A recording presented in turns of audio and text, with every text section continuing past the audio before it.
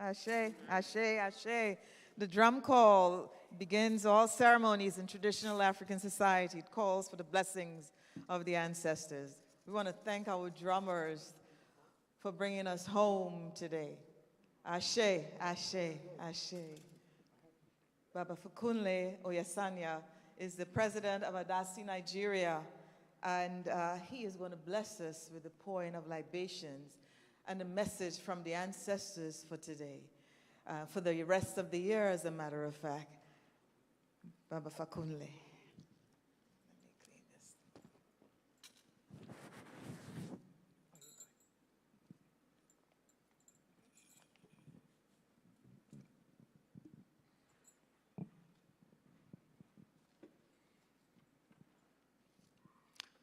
Greetings, brothers and sisters. It's indeed a pleasure for me to be here again. For me to see you all, for us to gather again this year after about 3 years that we have been here. We all know what has been happening for the past 2 years that has not allowed us to gather together. But we thank God that this year we're able to gather together for our ancestral commemoration. We thank Almighty God for making it possible for us to be here today. Before we begin with this program, we have to, as usual, pour the libation, which of course is to acknowledge the existence of Almighty God and to also acknowledge the ancestors. We pour libation to honor the ancestors. We pour libation to give respect to them. We pour libation to reconnect with our ancestors so that we will continue to achieve our heart desires. First of all, this month, June, marks the beginning of a new year in Yoruba land. And during that, there was a festival, a World Ifa festival, and during that time, they made a divination to ask the oracle to inquire from the ancestors what message they have for us. And they have some messages which I intend to pass across to us here. The first one is that our ancestors say that we are going to have a resounding victory this year, even though there will be challenges for individuals and communities between this year and next year. But in the end, our ancestors are telling us that we are going to achieve resounding victory. And they also ask us to continue to put our children on the path of truth and our ancestors. Because a lot of things are happening now that are really taking our children off their track. So we need to continue to put them on the right track. And thirdly, we are asked to be generous and unite, that there are efforts by some forces to cause disunity amongst us, forces that are trying to not allow us to achieve the power of consensus. So we need to continue to unite, irrespective of our differences. The ancestors also passed the message of protection against untimely death and evil intentions of the enemies. We were advised to adequately prepare for uncertainties, crises, and economic failures that we may be witnessing crisis in terms of financial situation that we should be adequately prepared for that. And lastly, our ancestors are asking us to beware of what they call taboos. Taboos means that things that are forbidden things that go against the norms of the society, that we need to try as much as possible to heed this advice. Because taboos can come in terms of the physical, social, psychological, and spiritual factors. So we need to be aware of all that. So that is the messages that we have from the ancestors when the divination was made, I think last week.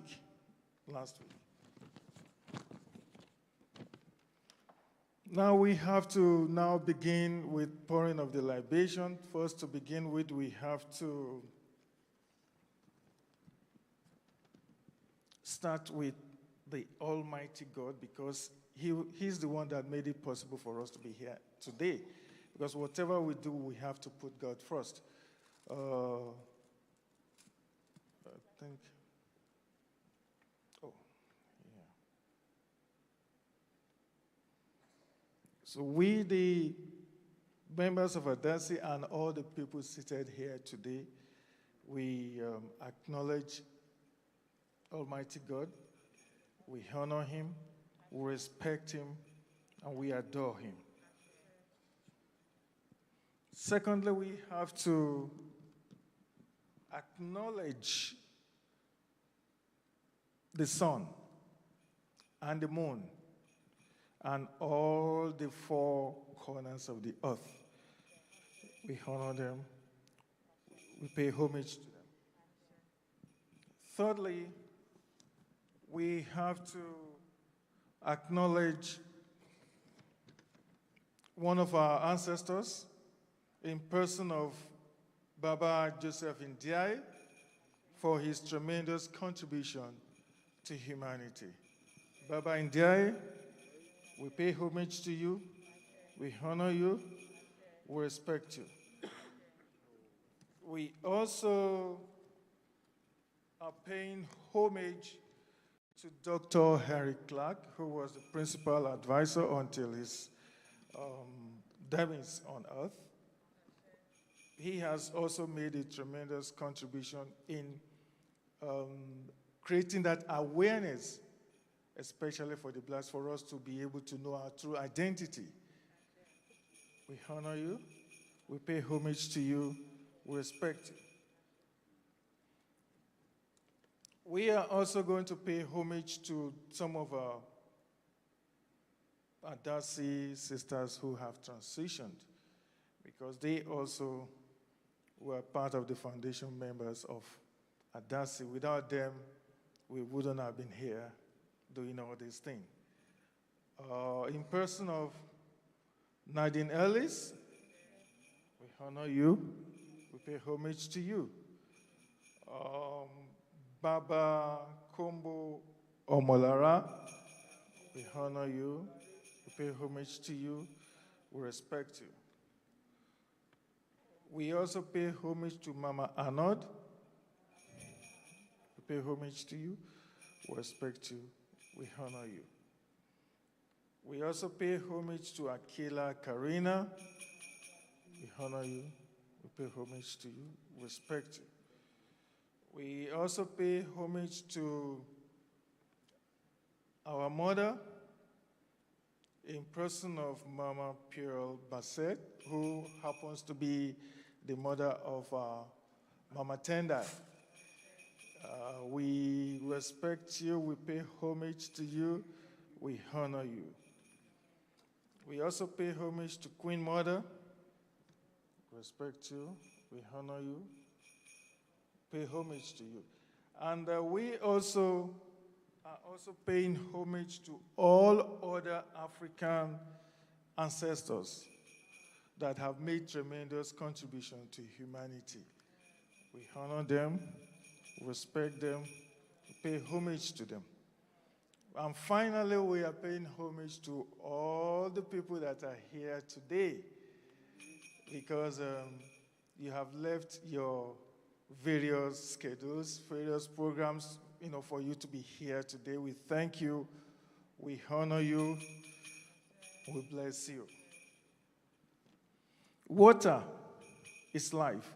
That is why we're using water to pay libation. Water is life. Without water, there is nothing we can achieve on earth. So we're asking our ancestors to use this water to create good things in our life.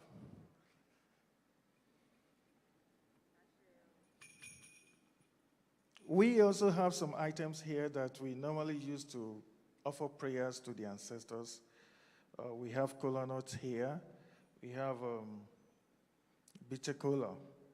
But before then, I'll crave your indulgence to let me recite or make an invocation to request the presence of our ancestors. Agbára ńlá ní yabì sí péròpóròkó, adífá fún bàtí ń ṣọmọ Olódùmarè, gbogbo wùrù ṣọpẹ́, ẹ jẹ́ ká máa rí bà ká tó ṣàwo, ìbà bàbá o, ìbà yèyé o,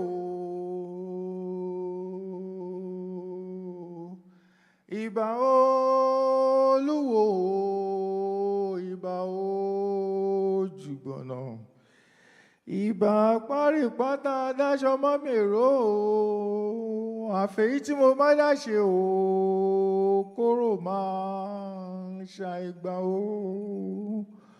Olówéré mojèjè párákùn ọba àrìṣà, àfẹ́yí tí mo bá dáṣe o, kóró máa ṣàìgbà o.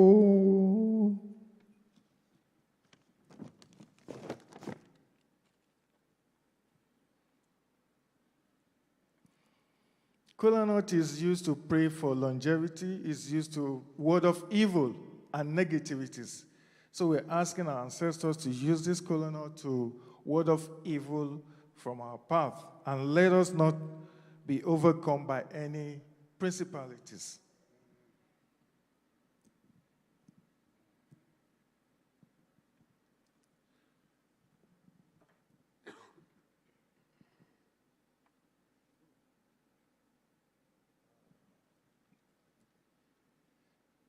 Adégúnjú làwọ̀ alárùn, èyí támùjẹ́ láwọ̀ èyí támọ́pó, ewé ọkọ́ la fi kóbì wáyé, ìgbàgbọ́ la fi ń kóbì lọ́nà. Adúbá f'Ọbàtálá Ọ̀ṣọ́ràwò tí òrùn bí ń ṣẹ́, ǹjẹ́ iṣẹ́ ta rán bì, obì jẹ́ ẹrẹ o, iṣẹ́ ta rán bì, obì jẹ́ ẹrẹ o.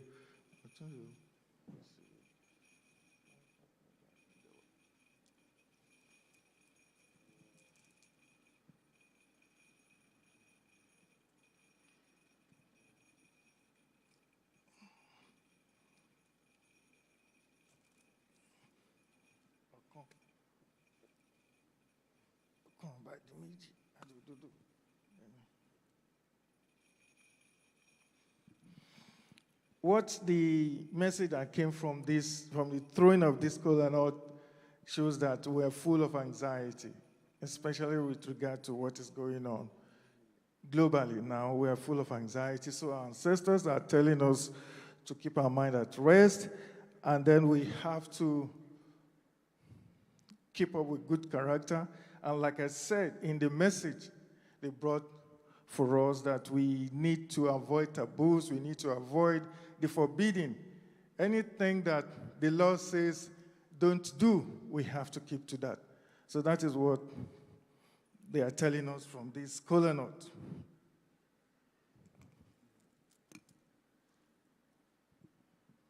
This is called orogbo in Yoruba language. It's bitter kola. It's a symbol of longevity. We always use it to pray for long life.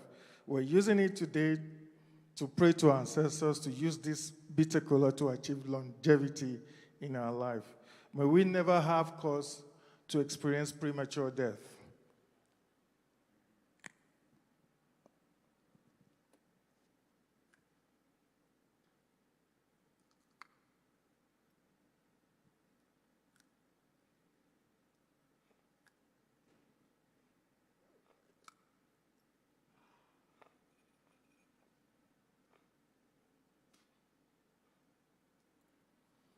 tó orógbógbó òṣùgbó àjọ̀nùmàgbó tiẹ̀tiẹ̀ adífá fún gbónangún tí ń ṣọmọ olójó òǹgbò lóru ìdí àkèrò pèpè igún látàn kangẹrẹ nkàṣà ìdarógbó kangẹrẹ ẹ jẹ́ ká gbó, ẹ jẹ́ ká tọ́,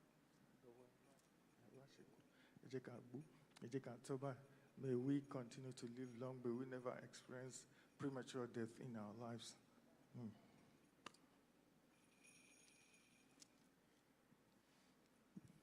Àlàáfíà.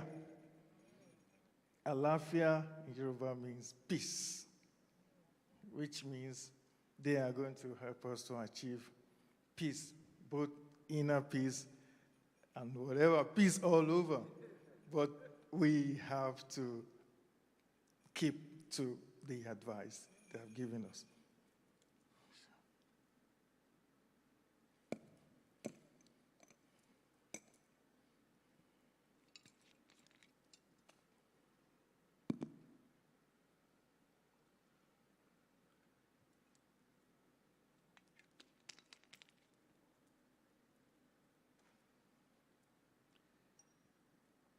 This is liquor.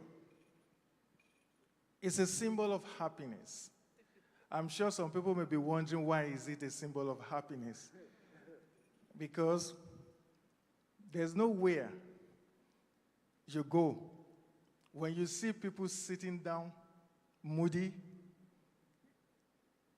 just put liquor there and ask them to be drinking.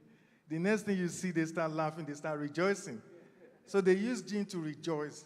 They use gin to celebrate. Whatever you want to do, naming ceremony, marriage ceremony, housewarming, you must find liquor. And when people start drinking, they start to be happy, they start rejoicing. So that's why we use it as a symbol of happiness. May our ancestors use this gin to achieve happiness in our life. May our happiness never turn to sadness. Whatever that is not happy in our life, we are asking our ancestors to use this gene to turn it to happiness for us. Ashe, Ashe, Ashe.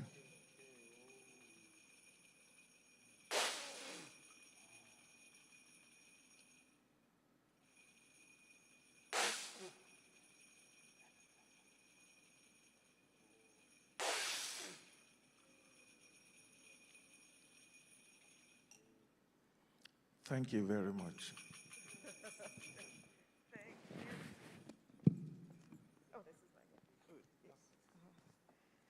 Thank you so much, Chief Fakunle.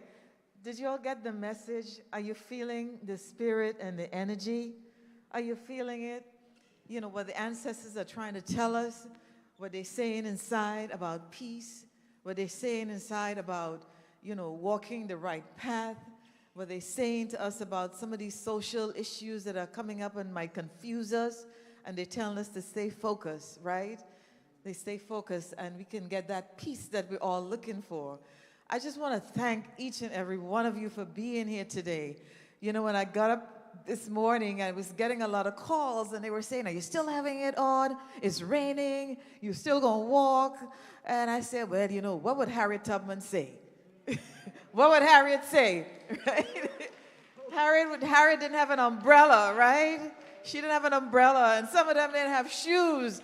And they did what they had to do, so we need to do what we have to do. And Baba Fakunle, Chief Fakunle, gave us a message. We need to watch these false issues that are coming, throwing themselves in front of us. Stay focused. We will have peace. Stay in good character. That's what the ancestors are telling us to do. So I just want to thank all of you for coming out today. I want to, again, thank our drummers, Baba Shango, Baba Singo, Jay, Baba Bill, Nataleje. You know, they open up the way for us. And the drummers, you know, I didn't say anything at first, but the drumming hits you in your soul. It takes you back to the ancestors. It's timeless, it's ageless. And when we hear those drums, we're walking with them, and we feel good. We should feel good. Right, Mama Laini? Mama Laini, this is a bad sister here. We have Mama Laini here with us. So good morning, everybody. My name is Sister Eureka, and welcome you on behalf of our ADACI family, our ADACI sisters. Some are with us, some are not with us, but their spirit are with us. They say, keep going. The ancestors told us this morning, keep going. We got to keep going. So this is our 30th annual International Ma'afa commemoration. in commemoration. That's right, 30 years. You know, we've been doing this for 30 years, and we couldn't do it without our community. You know, we have Mama Laine and everybody, Baba Singo, all these folks have been with us from day one. They've been walking because we know we got to walk that walk, right, Baba? There's Baba Zama up there. So thank you on behalf of the ADACI family. The 30th Annual International Commemoration. It is our commemoration to our African ancestors who perished in the Middle Passage, as well as those who survived. The millions of men, women, children, and babies who were kidnapped, trafficked, and shipped. They were victimized, terrorized, and traumatized, but they resisted. Many resisted all across the continent, in the diaspora, everywhere our ancestors were, they resisted. So when others try to tell you that they coerced and they laid down and they didn't resist, no, they resisted like hell. They sure did. So we want to say that, you know, we are here too. We are the descendants of those who resisted, right? And we are testimony as to the resilience of who we are. And so this year, our theme is lay down our burdens, commemorating our ancestors, restoring our well-being, and finding the joy within us, as Baba Fakunli just said, finding that joy within. And it really is, it's a testimony to our resilience, the fact that we have been able to endure over 400 years of what we have been through, and we still continue to endure. But we are also, we are working, we are healing, restoring, and we're moving forward. We are reconnecting, we are reassembling our memory that has been fragmented for hundreds of years, our memory of who we are as African people in Africa and the African diaspora. This is what we're doing this year, as we say, lay down our burdens. Because as Chief Fakunle said, the ancestors say, put it on them, and they will give us the peace that we're looking for. So I just want to thank everyone. ADACI, our international sites in Nigeria, in Senegal, in Cameroon, in Brazil, they with Olodum, they're having the commemoration activities as we speak. And then as part of the ICAM, the International Coalition to Commemorate the African Ancestors of the Middle Passage, we are one of the founding members, and this is organizations and individuals like ADACI who commemorate the ancestors in June. And this has been happening for over 20 years. We weren't aware of each other until we started seeing each other popping up everywhere. So we came together to form a coalition. We declared this every second weekend in June as International Ma'afa Weekend. So Ma'afa commemorations are in Richmond, in Charleston, in Miami, in New York, in Trinidad, and other places. So right now, people are going to the river, they're going to the water, they're remembering the ancestors. And so we are here today to do just that. So right now, I'd like to turn it over to my dear ADACI sister, Sister Carla. And I want to thank you again for being with us today. We could be many places, but we're going to go down to that river because the ancestors said, remember Harriet. That's right, that's right. So we're laying down our burdens down by the riverside. So Baba Mwata Washington wasn't able to be here today due to circumstances beyond his control. So we're going to ask Baba, our very own homegrown Baba Senghor, to remind us why we need ritual. Thank you so much, Baba. How's everybody? Yeah, you got to get better. I'm great. Our ancestors are waiting and watching, children crying and dying only because of our own apathy, but not understanding or overstanding where we really come from or why we came here. There are more ancestors than us. See, because we go back way, way back. And brothers and sisters, we're here today to reaffirm, to recommit, to revolutionize, to find peace within, and let your troubles go. Because that's not going to take us where we need to go. But guess what? The reality is we've been here for a long, long time, and we've been in peace and harmony longer than we've been confused and out of order. So don't let nobody tell you that we can't get better. Don't let nobody tell you we can't go forward. We can't change the way things are going. And brothers and sisters, we need to check ourselves. We need to really check ourselves because we have the power within to reconnect. And what ADACI has been doing for years is reminding us, because the ancestors have grabbed hold to the sisters, and the sisters have grabbed hold to the brothers. And together, we can make this change. And as I said, our ancestors are waiting and watching, but guess what? They also within many of us. So a lot of us who are still here enjoying this physical life have to recognize that we are spiritual beings having a physical experience. And once your physical experience is up, it really gets big. And that's why we say it's important for us to let go our burdens. Sometimes, as you heard earlier when libation was done, we get confused, we get misdirected, we forget from which we came, and we forget who we are. But thanks to the Most High God, Mother, Father God, and all the great ancestors that have paved the way for us, there's a path back to righteousness. So don't be content with the food of chickens, brothers and sisters. We actually eagles and can fly. Many of us still walk in the earth, but some of us have already took our wings and gone before, like Dr. Clark. And by the way, yesterday, 82 years ago, the Right Excellent Honorable Marcus Mosiah Garvey warned us. He said, count on him to be the real Marcus Garvey in death, because in death there is power. And in the African tradition, we must understand that death is only going to sleep physically, and then you become alive spiritually. But you got to be in harmony and in tune. It just don't happen.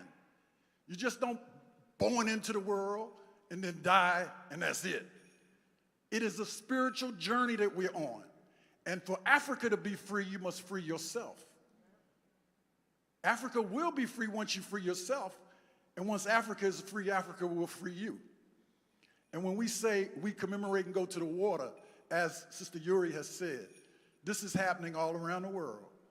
Can you imagine if all of us, as the many that followed Marcus Garvey, when he had no radio, no TV, none of that, but we had the drum and we had the spirit of the ancestors. Because the ancestors and the spirit of the ancestors and the Most High, the Orishas, the Obashu, they will take us over. But we got to wake up. We got to stop being afraid. See, the opposite of fear is actually love. So if you love, let go to fear. Because have no fear, because the Most High made no mistakes. No, man made the mistakes of falling from the right path. And let's don't trip on Urugu in January the 6th. Let that go. That's their little battle. That's their little fear. That's their little fight that they're going through. Yeah, it affects us because we haven't risen up and taken charge of our own responsibilities. But thanks to ADACI, we are reminded the second week in June. But as I say, yesterday, 82 years ago, Marcus Garvey elevated. And he said, look for him to bring countless millions of ancestors whose names you don't even know back with you to help you in the victory. And people say he was before his time. No, he was on time.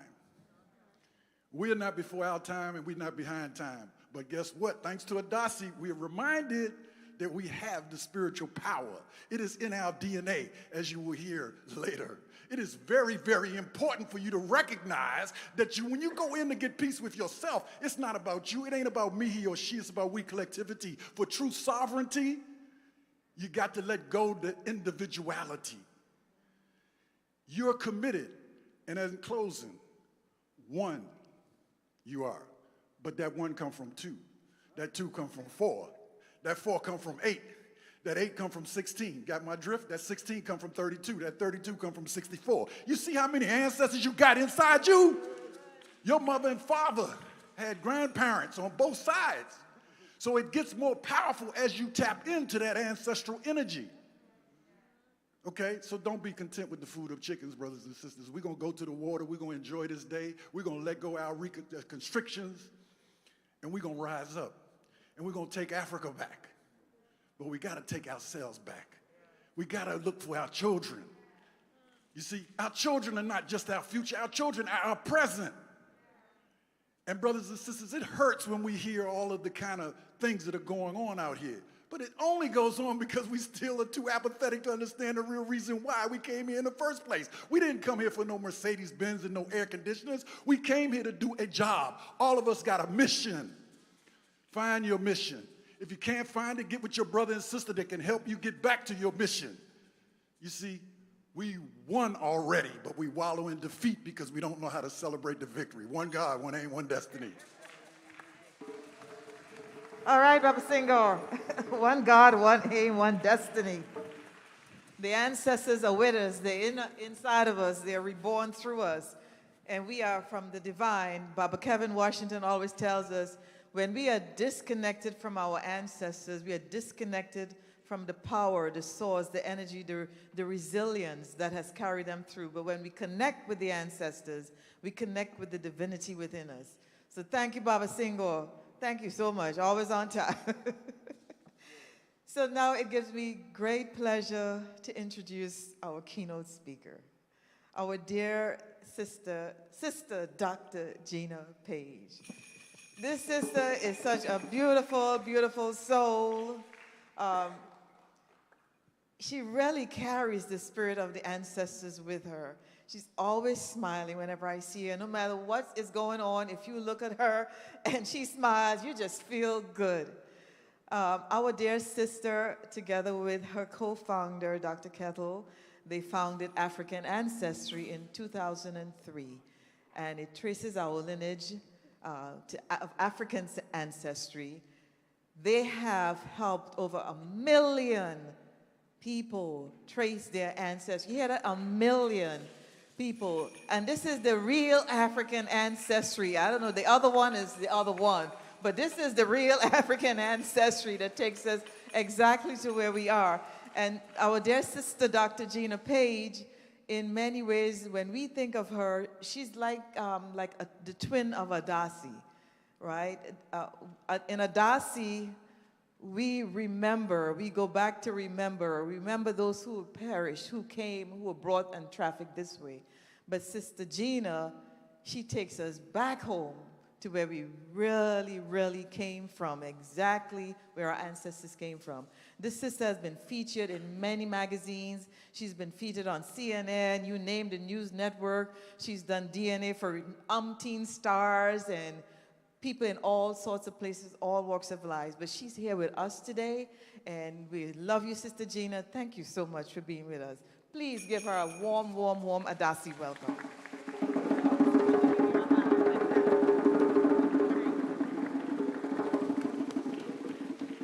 Good morning. Thank you for that introduction. I was sitting there thinking that not that we are peers, but that we are because of ADACI. So we were founded here in DC. And if there hadn't been ADACI commemorating the Ma'afa, Dr. Kittles may not have had the idea to wonder how he could use his talents as a geneticist to reconnect us and restore what was lost as a result of the Ma'afa. So I'm honored to be here on your 30th anniversary. Thank you. I usually cry at the end, so we got that out the way. So I was asked to talk about the importance of knowing, and I think that everyone who's come before me has already explained why it's important to know. When we founded AfricanAncestry.com in 2003, it was with the mission of helping Black people transform the way we view ourselves and the way we view Africa. And we believe that's important, like I'm sure many of you do, because most of us don't know who we are. Because of the Ma'afa, we've lost our identities. We didn't really lose them, they were stolen. And so if you don't know your names, if you don't know your languages, if you don't know who your ancestors were, if you don't know who your family members are, then you really can't know who you are. And I would agree that it's important, I hope you would agree, actually, that it's important that we know who we are. Knowing is important, period. And so the work that we do uses the DNA from all of those generations that Bob outlined a few seconds ago, because our ancestors literally live in us. They're in your blood. There is DNA that you've inherited from your mother and her mother and her mother and her mother and her mother and her mother and her mother that is exactly the same. It did not change. And so a Black geneticist decided, if I can take that DNA from within me and compare it to that same DNA from people all over Africa, then I should be able to figure out where I'm from. And that's what we do. So the work that we do is not a novelty. It's not cute to find out where you're from in Africa. We don't think it's important to know how much of different ancestries you have. We think it is a necessity that you be able to know who are the people that you come from, and where do they live today in Africa? And so we do this work. It's very simple. You swab your cheek. We extract the DNA from your swab. We look at just that DNA that didn't change. We're not looking at all of everybody's DNA. People are saying, well, what are you doing with it? Are you cloning me? We're not concerned with that. Our only concern is who is your mother's mother's mother's mother, or your father's father's father's father, so that you can feel better about who you are, so that you can do the work that we've been called to do as the descendants of those people who were part of the Ma'afa. After we do that, we destroy the DNA. So we're the only company on this planet who has not monetized the DNA of Black people. The business people in the room are like, are you crazy? But the ancestors are proud, because if it wasn't for that, so many of the million people who now have a connection to the Tikar people in Cameroon, or the Yoruba people in Nigeria, or the Mende people in Sierra Leone, or the Mandinka people in Senegal, or any of the other hundreds of ethnic group matches across the continent that we've made, they wouldn't know. And so why is this work important? I think it's important for the very reasons that are the theme of today's event. One, it's an ancestral imperative that we know who we are, that we know where we're from. You've already heard it. I don't think I need to revisit all of those reasons, but the ancestors want us to know.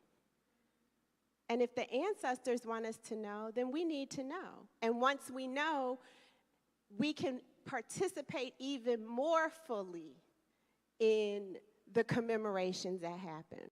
We can participate in a new way on our own, because now we know we can explore the traditions, we can explore the cultural practices, we can explore the type of drumming that the people we share ancestry with did. We can explore the type of dance, we can explore the type of foods.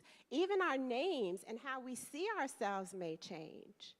I talked to a woman yesterday who's at the Embassy of Gabon. I was trying to find someone to help me with a name for someone who we're going to reveal whose ancestry is from the Fang people.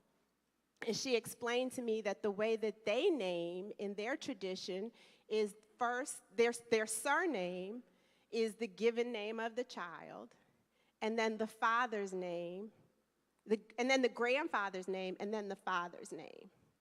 So if that was the case, then my surname would be Gina James Jerome.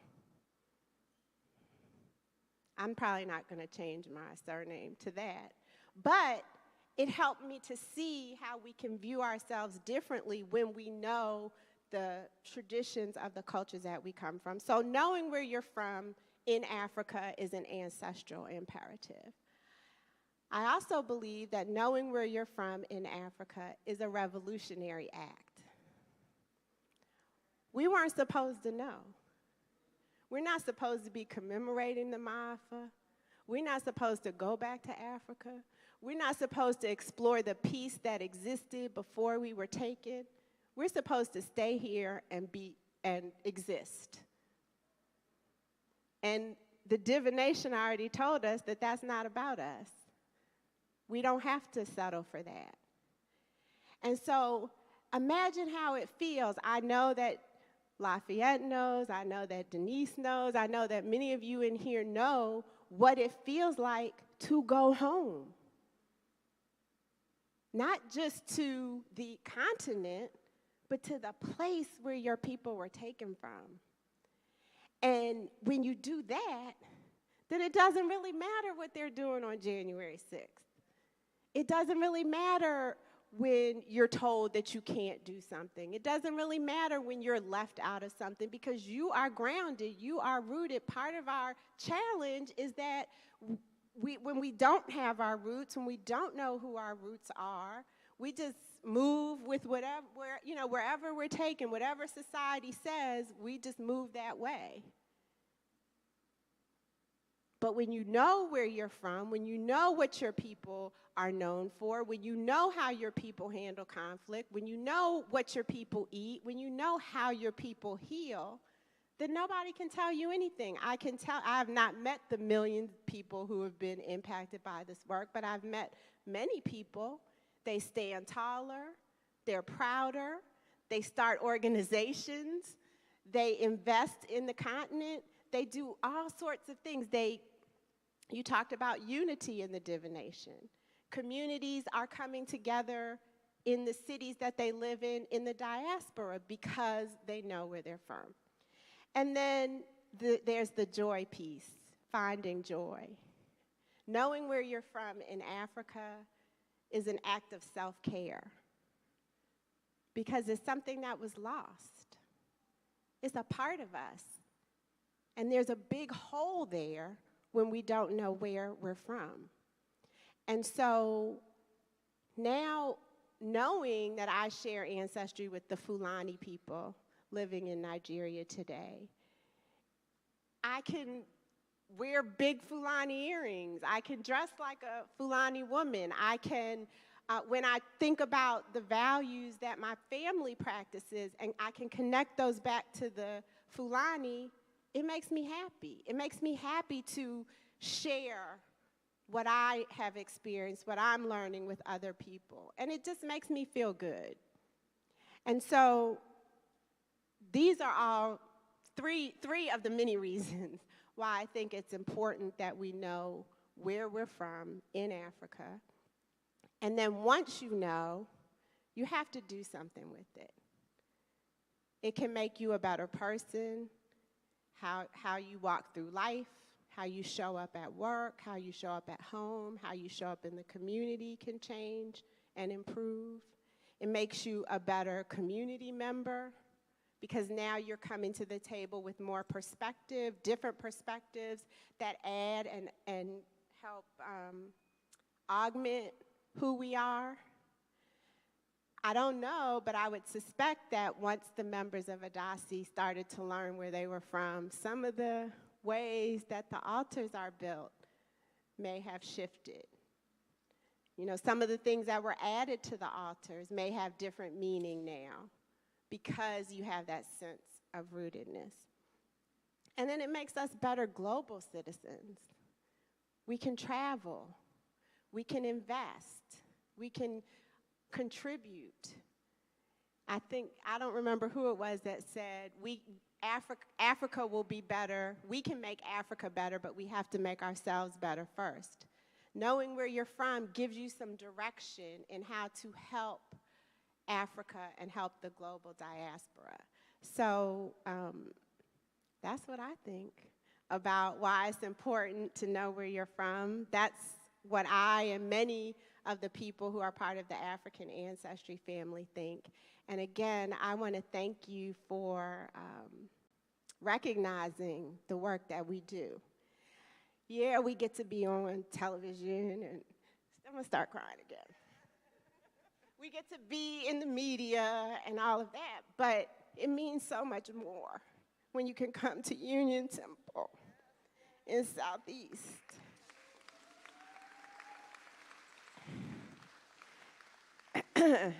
And celebrate the work that we do with all of you. So thank you very much.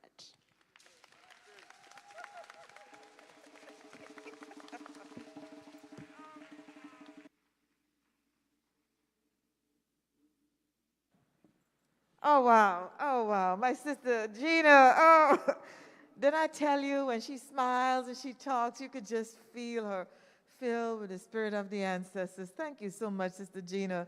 Sister Dr. Gina Page, please get your ancestry, know where you're from, right? Because we're walking with them. We're constantly walking with our ancestors, and this takes us right back home. So we were in Ghana together, what is it, November? And people couldn't stop talking to her. They were pulling her everywhere.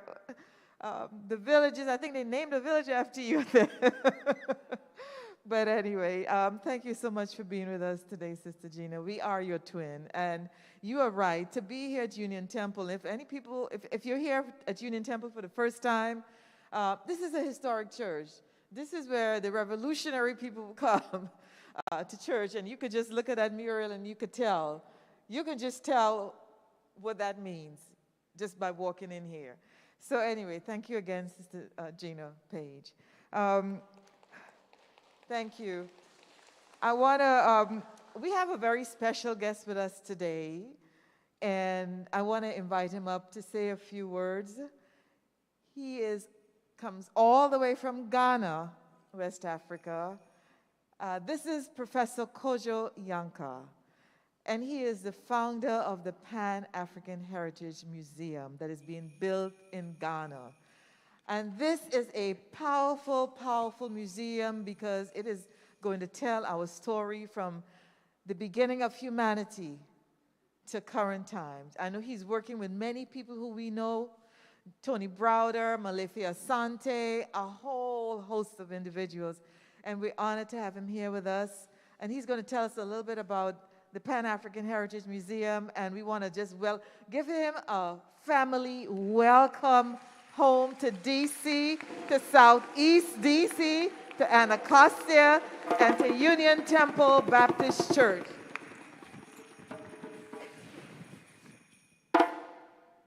Thank you, Sister Yuri, and thank you, Sister Gina, for the message that came through. I bring you greetings from the International Board and all the various councils within the Pan-African Heritage World Movement.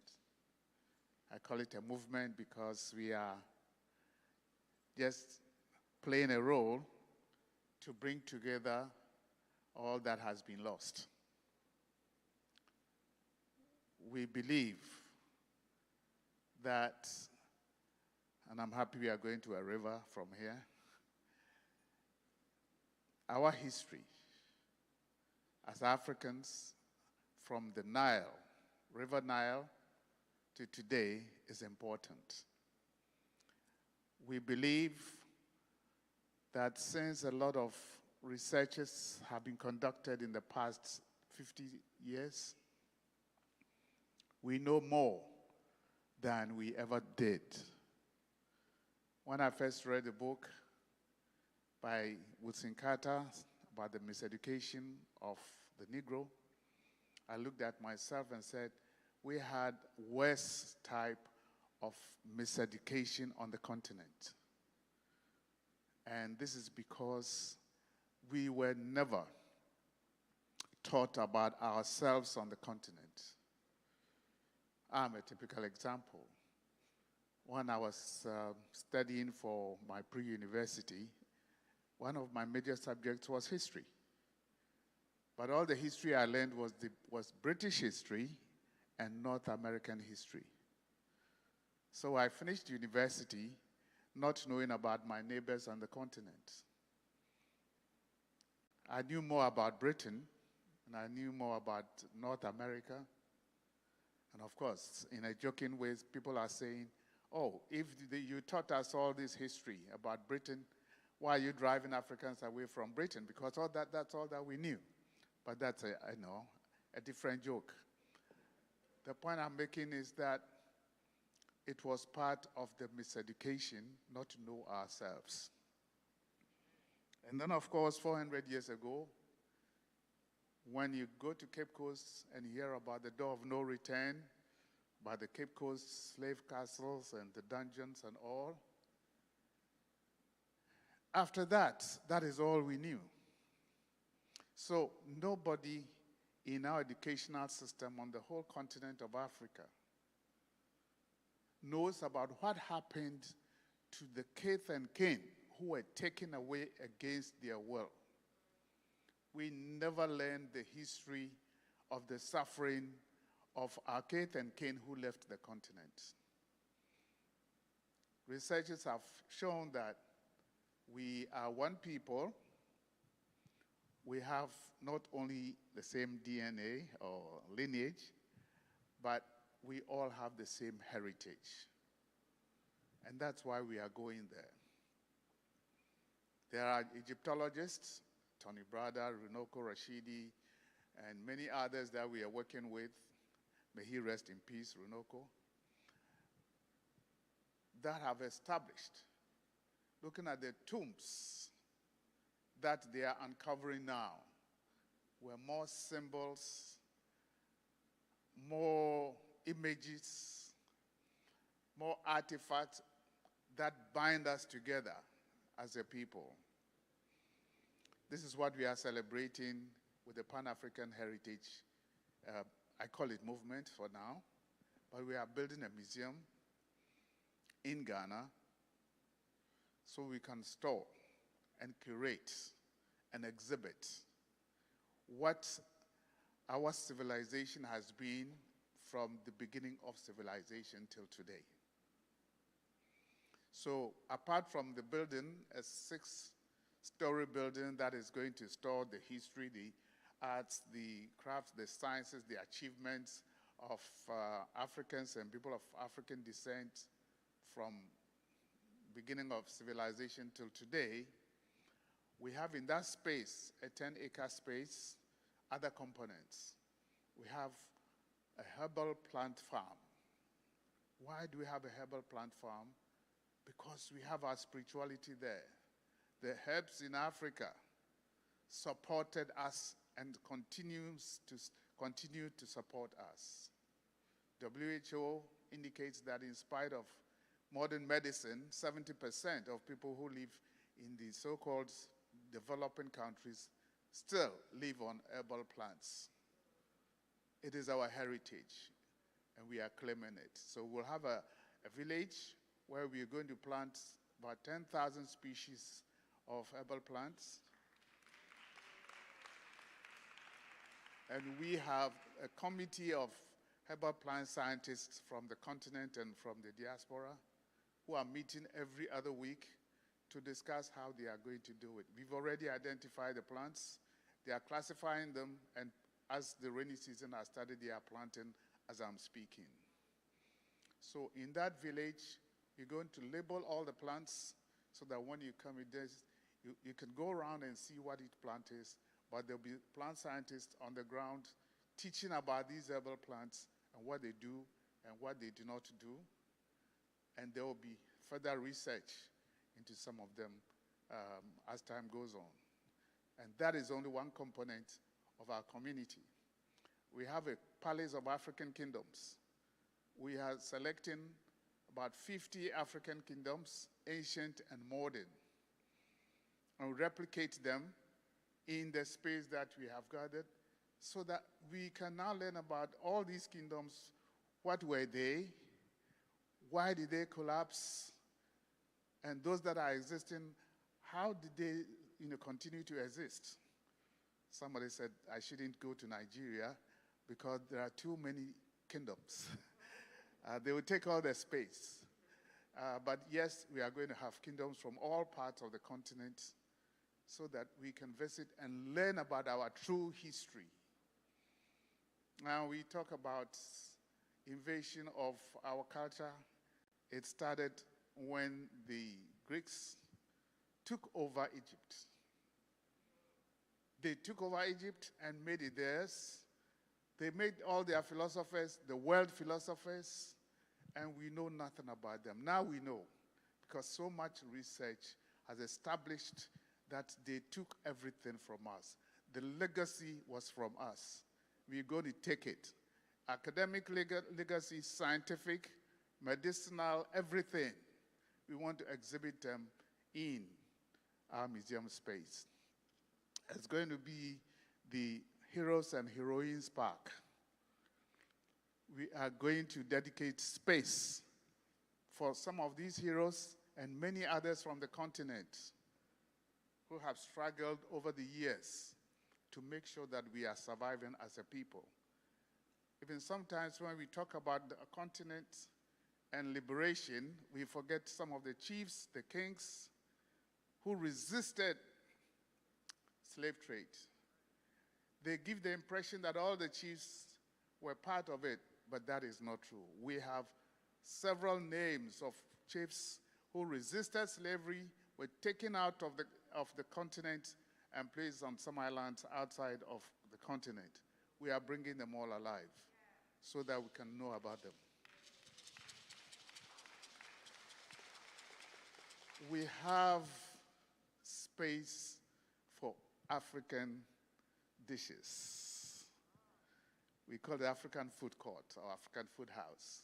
So we're going to have about 25 different cuisines from the continent and from the diaspora.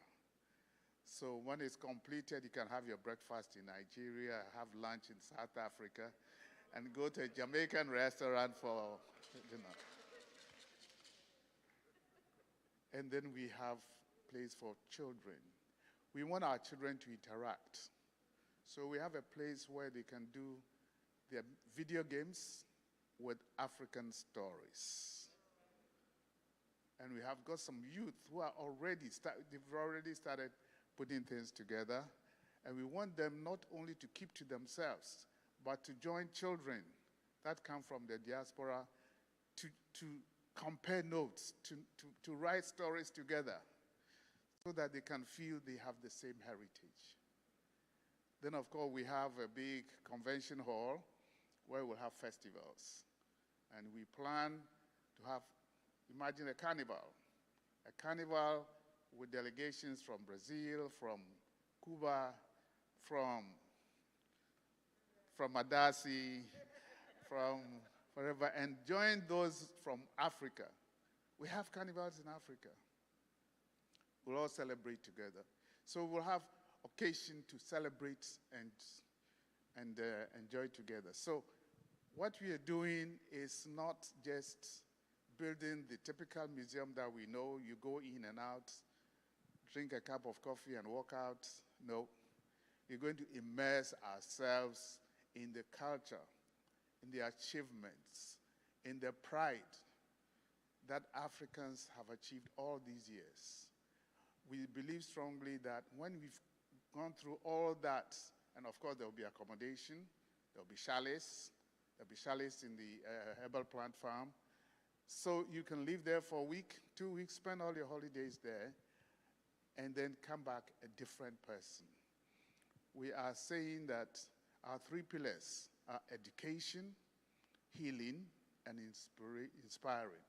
So you educate yourself, you heal yourself physically and spiritually, and of course we'll have a place for, I believe we'll have Ancestral.com up there, so if you haven't checked then you can just walk through the herbal plant farm and then go and check it. And then of course, more important, inspire yourself. We believe that the self-confidence of the African everywhere, whether it's in the diaspora or on the continent, it's not as high as it should be. And if we have to lay our burdens, we have to lay our burdens, get more self-confident, and create a better world for our children and our children's children. I thank you for this opportunity. I took several videos and a lot of pictures.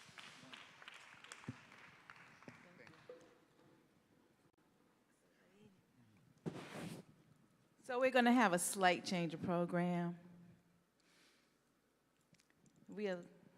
Because we are so blessed and honored to have Mama, Sister Laini Mataka, who's going to share with us a bit of her wisdom this afternoon. Thank you. Our resident poet.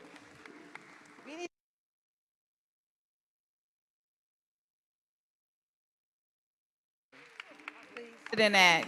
Come on, y'all. I don't want to interrupt my flow. How are you?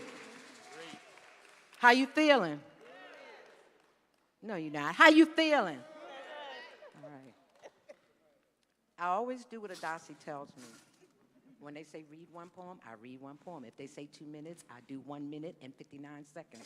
Today, I'm sliding in an extra poem. It's short, but I decided I'm going to break the rule and do 2 because that's how moved I am. All right. Lay the burdens down by the river. I went in another direction, and I hope nobody gets mad with me. This is called Down by the Riverside. Do we really need to lay our burdens down by the river, or do we need to release the heaviness and readjust the weight? Do we need to carry our liberation like a burden, or do we need to redefine it as the greatest reflection of unconditional love? Are the troubles we carry blockages or stepping stones into tomorrow? Will our challenges be the end of us, or will they expose to us and the world how divinely equipped we really are? What is this burden that we carry? Is the weight of oppression a burden or a responsibility that needs to be spread out and divided equally amongst us? Is the weight of making a way appear out of nowhere a burden, or is it just an example of that old black magic? Is the weight of turning boys into men and turning girls into women a burden, or a chance to reconnect and align with the duality of nature? Is finding affordable housing a burden, or the perfect moment to reawaken our home building skills for our own planned communities? Is finding jobs for ourselves a burden, or an urgent call for our richest to create opportunities for our poorest? Is maintaining cohesive families a burden, or an old and established way to blacktivate Sankofa? Is the global weight of being on freedom's front line a burden, or is it the most natural place for the world's first humans to set up camp? Is the weight of doing the most with the least a burden, or an example of our inexhaustible ashe? Is the weight of protecting the earth from further violation a burden, or the first assignment on the universal checklist of what we were born to do? Is the weight of unplanned and unwanted pregnancies a burden, or an automatic, unconscious response to attempts to wipe us off the face of the earth? Is the weight of saving and safeguarding African culture a burden, or should we let it be the reason we breathe until we achieve sovereignty? Is the weight of retrieving what's been stolen from us a burden, or does each successful rescue empower our attempts to recover it all? Is the weight of being our African selves a burden, or our chance to call upon the fullest expression of our melanin? Is the weight of being a force field against the police a burden, or is it a chance to show the world what real power looks like when guns are not enough? By all means, let's lay our burdens down by the river, where Oshun, Yemoja, and ADACI can separate them into smaller parcels that we can carry more easily without the threat of self-destruction. Let's lay down our burdens and partner with Spirit to pick up our responsibilities. Let's lay down our cutlasses and raise up our ashe and kujichagulia. Let's lay down our swords and shields and lift up our ancestors and deities. We ain't gonna study war no more until we understand the rules of engagement. We ain't gonna study war no more until our consciousness is fully locked and fully loaded. We ain't gonna study war no more till we deal with black betrayers first. We ain't gonna study war no more until the Orisha become our commanders and the Abasoon become our chiefs. We ain't gonna study war no more, but because our enemies have superior weapons, but because our superiority is our weapon. We ain't gonna study war no more, because we're gonna be too busy replacing white supremacy with justice. Woo! Good Lord.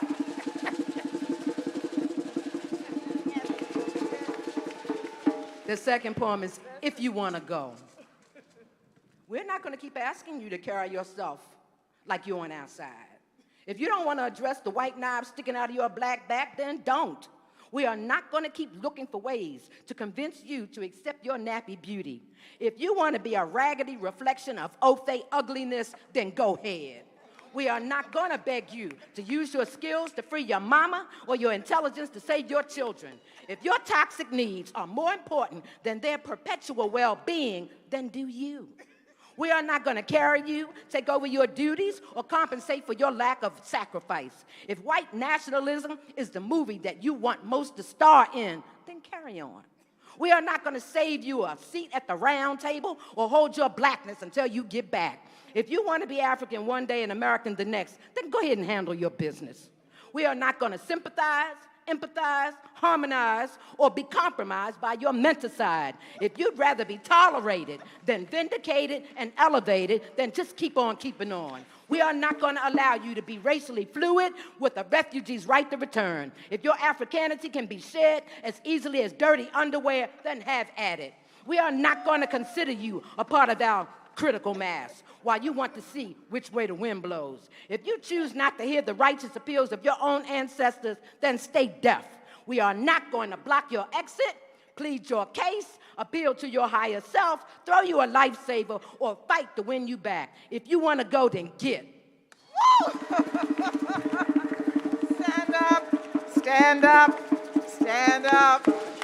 This is the queen of consciousness raising spoken word. There we go. The queen of consciousness raising There we go. poetry. That's why Mama Laini could not wait. She's here now. That's more than a mic drop. I mean, that's dropping the whole damn bomb, right? That's right. Sorry. That's right. All right, we're getting ready. So listen, we have one more piece that we need to do. I want everybody to pay attention right here. So when we leave here, we're going to process down MLK, and we're going to make a right on Good Hope Road, and we're going to stop and do a blessing of the ADACI bronze plaque on the Enlightened Inc. building. And I want to tell you about that and how it happened. I want to, Brother Antoine, stand up. Brother Lafayette. And Baba Gibbs, where's Baba Gibbs? I know he was in the back there. Brother Antoine commissioned the ADACI bronze plaque. And that plaque, and also Brother Lafayette co-sponsored it. The plaque really is based on the research that was done by Baba Gibbs, where we go under the 11th Street Bridge, and we've been doing this for years, and we really didn't know the history until Baba Gibbs told us about his research, that the precursor of the 11th Street Bridge was the Navy Yard Bridge, and that was the bridge that represented, as we call it, Freedom's Crossing, a pathway from slavery in Maryland to emancipation in the District of Columbia in 1862 for the ancestors. And so we were going under that bridge, and we didn't really know the history, because that's where the ancestors took us and told us that's where we need to do the Riverwalk commemoration. And so and for years we've been trying to get the story told, we're trying to get the information put out, and we didn't. We weren't able to until Baba Lafayette brought together Baba Antoine, and Baba Antoine said, I want a plaque. That's a story, it needs to be told. And with that, our fierce Brother Zama Cook, where is it? There goes Baba Zama. Baba Zama did his iconic photograph. He did all of the artwork, designed it, for us to have this plaque. It represents the past, the present, and the future. Africa, the past. This was the old Navy Yard Bridge that the ancestors went over, where we go under the 11th Street Bridge. This is the procession. There goes Baba Shango, Nana Malaya, all Baba Bill, Baba Chief Akunle, Mona Sharid, Mama Laini, Baba Shango and his son, Baba Kevin who couldn't make it, and Baba Joe. This is the procession down to the river. Every single one of them is like a microcosm of who we were before we were kidnapped, trafficked, and shipped. The artists, the scholars, the faith-based leaders, the youth, the activists, every single one of them. And enlightened. This is the enlightened logo. It represents the future because his organization is a gateway for economic development in Southeast, in Anacostia. So this is the story that we're going to go by, and we're going to bless that bronze plaque. And then we're going to proceed down to the river. So when you come by here, when we call you down to the altar, we have a card that was made thanks to Baba Zama again. He's hiding up in the back. Please, please give us our Baba Zama some love. That's our Baba Zama.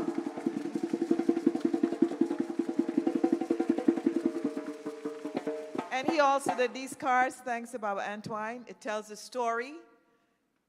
The Sankofa bird, as we know, going back to fetch what we have forgotten so we can move forward.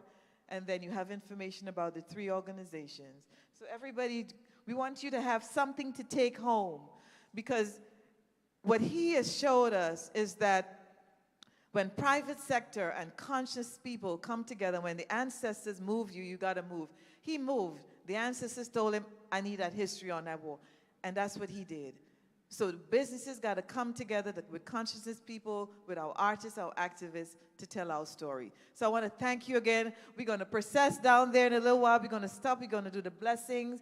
Baba Gibbs is here. He's going to tell that story because this is his research that has done that for us. So we thank you again. And I'm going to turn it over to Mama Carla so that we can, everyone, we can kind of come by again to the altar. This is our sacred space. Mama Carla, go ahead. And Nana Malaya, thank you. We know you made it. The dancing diplomat. There we go. Diplomat. And I just also want to make sure we thank a lot of people who have always been here to support us. Baba Singo, of course, Baba Zama. Baba Kimon, you're way at the back. And Baba Kevin, and many other people who are right here in this in the church today. Atia, good to see you, and Nia, and all of you. Thank you so much, all of our community leaders and activists. Thank you so much for coming out, Mama. Thank you. Nathalie, go ahead. So thank you so much, Mama Yuri. This is such an honor this year, our 30th year. We know it's a little cloudy outside. If you have umbrellas, bring them with you, because we are going to the river. We're going to ask everyone to come down to the altar. We're going to do this kind of quickly, so I'm going to do this in an orderly fashion. We're going to have our third section to come first to the altar.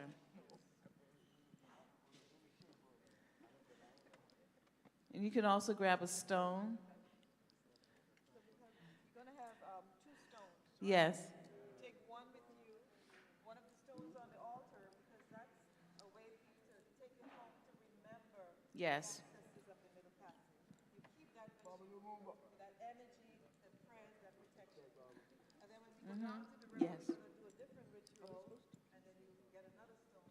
Yes. Give it to the river. Thank you.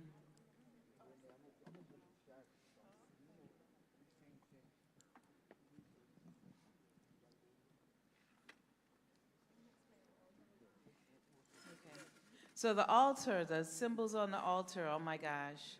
This is a labor of love, as always. We have our flowers, the red, black, and green liberation flag, various symbols, the Sankofa bird, the plants for life, the color scheme, the ADACI logo and symbol, water.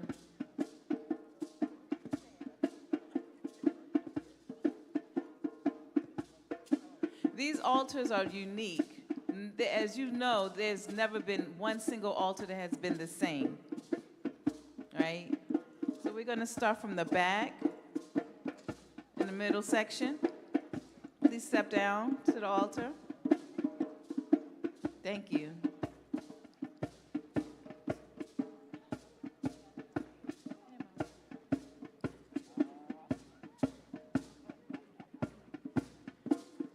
And then that way we can easily line up to process down to the river. The symbols on the altar, of course, is the ADACI logo, right? There are 9 symbols to the ADACI logo. We also have our drums. We have the lady. We also have the map of where our ancestors were taken and brought throughout the diaspora, the fruit that represents the first fruits, flowers. In fact, we have flowers for people to take with them to the river. Okay.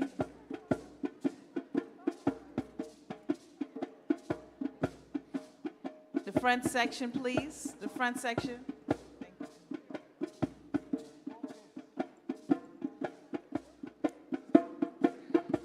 The lights that represent the lights that we must be, do, and have.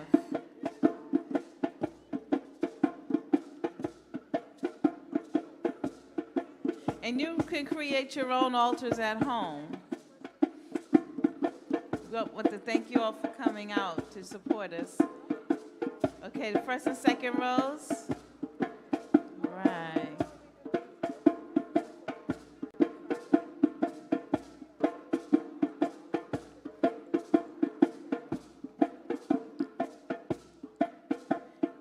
Thank you. The statues.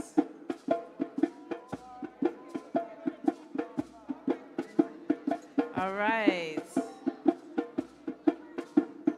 Okay, family. Joseph, you made it.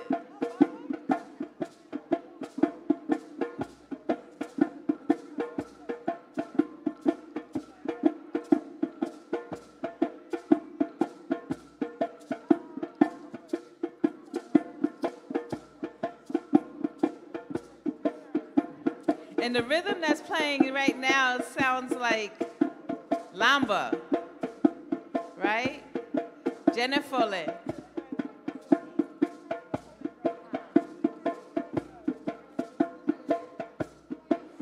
Has everyone had an opportunity to please go to the altar?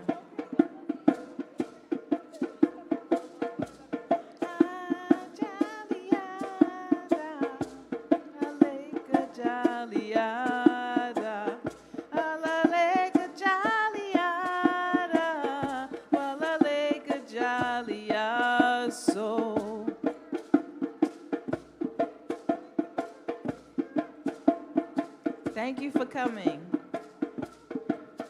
All right.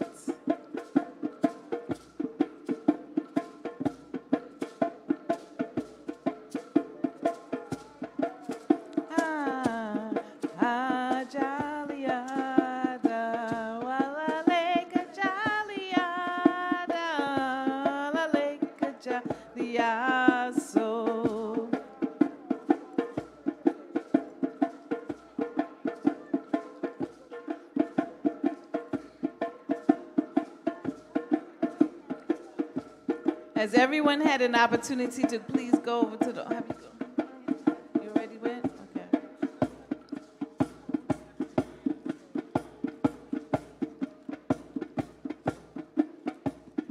Awesome. Please partake of this very sacred space.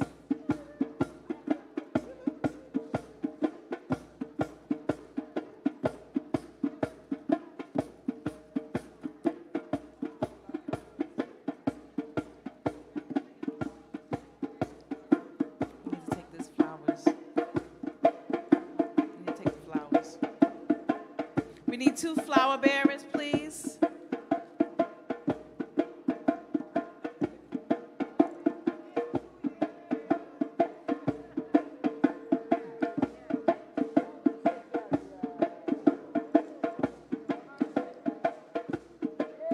All right, family. We're gonna take the flowers down to the river.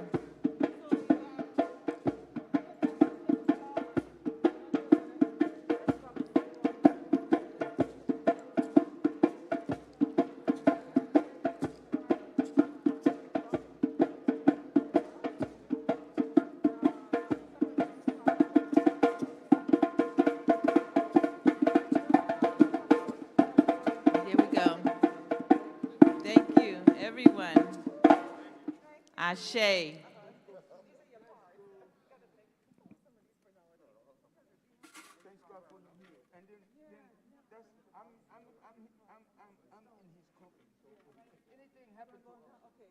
Family, we are now getting ready to gather to go to the river.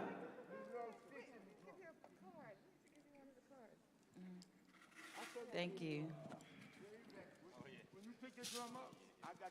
Ashe.